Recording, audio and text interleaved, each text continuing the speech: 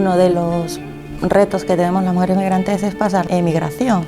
Me refiero al punto de llegar a España y atravesar migración, porque luego algunas compañeras han denunciado que son discriminadas desde ese punto.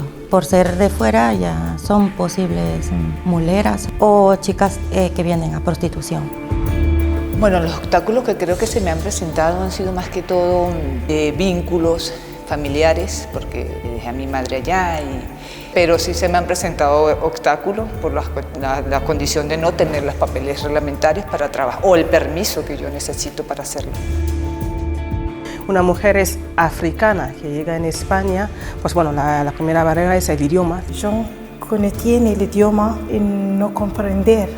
Y luego también intenta adaptarse en los procesos que hay con total desconocimiento y haciéndose parte, ¿no?, de la sociedad. O dormir o comer, buscar trabajo o buscar cursos.